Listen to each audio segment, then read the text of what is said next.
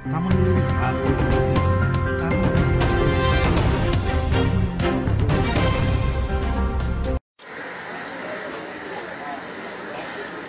Holiness Cardinal Malcolm Ranjit, His Lordship the Bishop of Jaffna, Bishop Jatim Gnanaprakasim, His Excellency the President of the Democratic Socialist Republic of Sri Lanka, His Excellency Maithripala Sirisena, Chief Minister of the Northern Province, President of the Ilangai Samratthi Katchi and Senior Jaffna District Parliamentarian, Mr. Mavi Senadiraja, Reverend Fathers, Reverend Sisters, Government Agent of the District of Jaffna and other senior officials, security personnel present here, distinguished ladies and gentlemen, I am happy to say a few words to you on this very significant occasion. I intended to speak in Tamil, but decided that I would speak in English to enable as many of you as possible who do not know Tamil to understand what I say.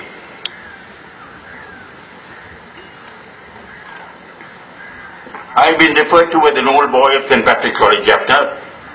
It is perfectly true, and of which I am very proud. I was in St. Patrick's, Jaffna between the years 1942 and 1945, when Father T.M.F. Long was the rector of St. Patrick's, Jaffna. He was an Irishman. I remember one little incident that took place when he was rector of St. Patrick's, Jaffna in relation to me.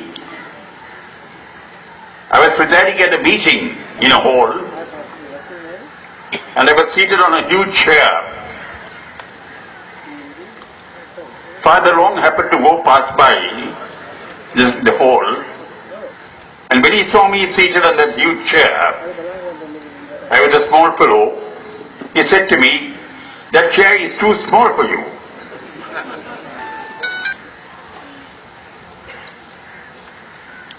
We have taken a very significant step in the advancement of meaningful education today in this college by opening the technical college and equipping that with whatever equipment is currently available to be able to advance the technological education of our students in the advanced level. Advance in technology is fundamental to the development of any country. Many countries that have advanced in the world have advanced on account of advancement in the field of technology. Our neighbor, India, is an excellent example.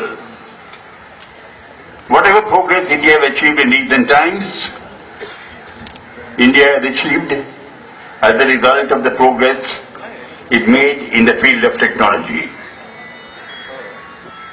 That has enabled them to become a country that can build its economy, that can manufacture and export, and the export earnings result in the country being built further. Some time ago I was in Japan, I was in Germany. I met with a number of entrepreneurs in Germany over dinner one day, and I asked them, how is it that your country, which was devastated by war, developed so swiftly and became a very strong economy in the world, one of the most advanced economies in the world? The answer they gave me was, we started industries, not big industries, all of them. They were small industries There were middle-scale industries started by families which engaged in manufacture. We sold our products in the local market. We exported them and we were successful. Industries started by families, small industries, big-scale industries, were successful, resulting in the country being industrialized, products being exported, products manufactured in Germany being exported, and the economy advancing. I want to congratulate our director and everyone responsible and thank the old students for establishing this technological institute in St. Patrick's Jaffna. But that's not enough. It must be properly equipped.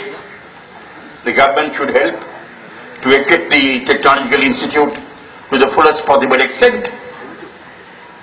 And we must encourage the setting up of small industries and medium-scale industries in Jaffna. Our expatriate community must enable students, old students, to set up industries in Jaffna which can manufacture, which can sell in the local market, which can export their manufactured products abroad. It must be done not only in the north and the east, it must be done all over the country.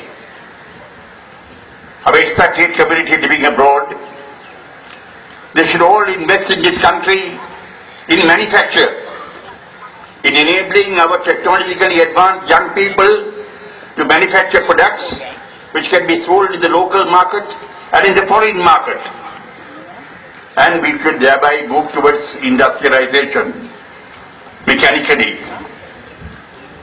So I want to leave this thought with the Reverend Father Rector and other persons who may be interested, and request you to encourage our foreign nationals, our Sri Lankan nationals who are presently abroad to make investments in small-scale industries and medium-scale industries in Sri Lanka, in the north and the east, in all parts of the country, to enable the people to move towards greater industrial development. Before I conclude my speech, Your Excellency, without being controversial, I want to say a few words. Reverend His Holiness Cardinal Malcolm Ranjit has already referred to this matter. It is that issue which is a primary concern to everyone in this country today.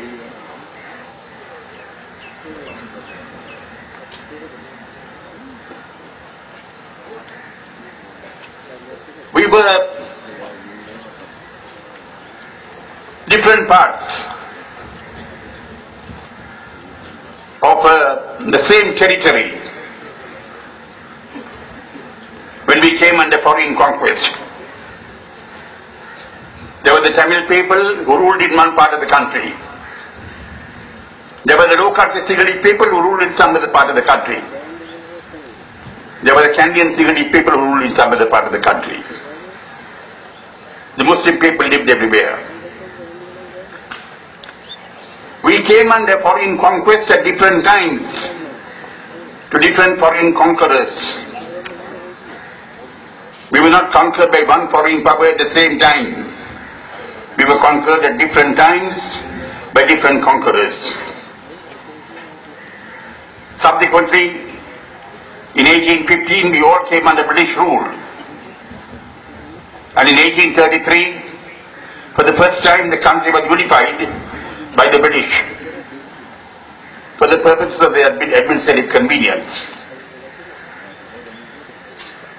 We struggled from then to achieve independence. We got independence in 1947. The Sinhalese people, the Tamil people, the Muslim people all joined together and struggled for independence.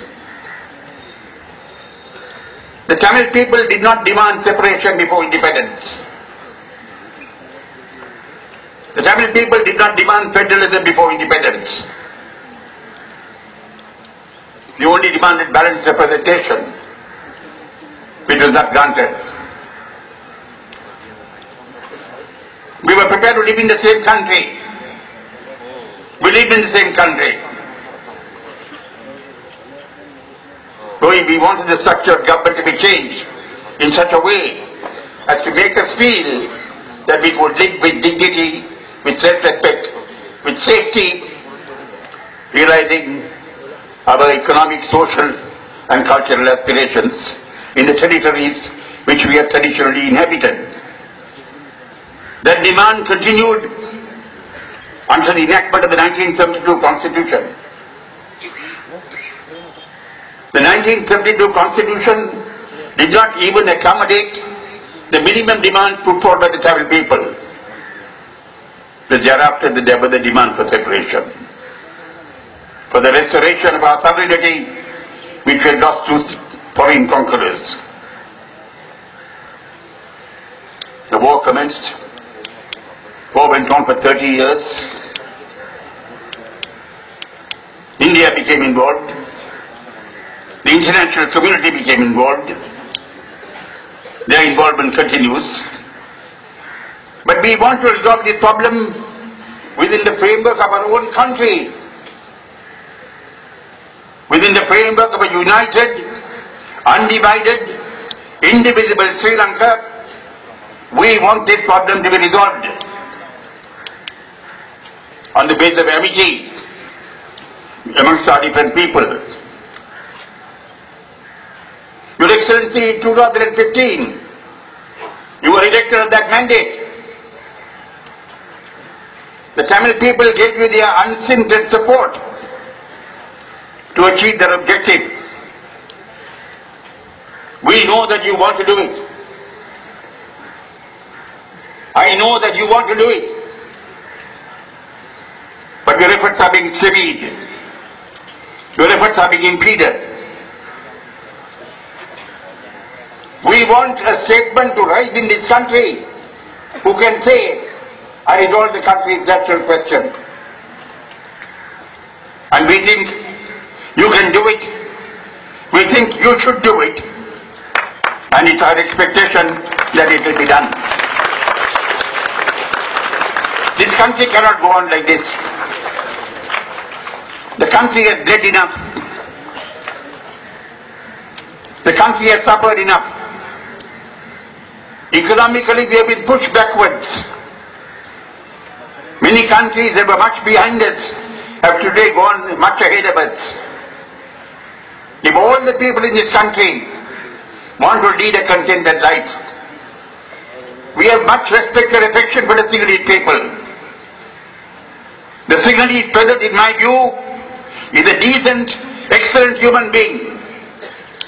I've interacted with them very closely. I know that they are good people. We can live together. We can live together in such a way that we are able to be of assistance to each other and where all of us can live together happily. Your Excellency, you must overcome whatever impediments that presently stand in your way. You will become not merely a leader of this country, you will become a statesman in the whole world.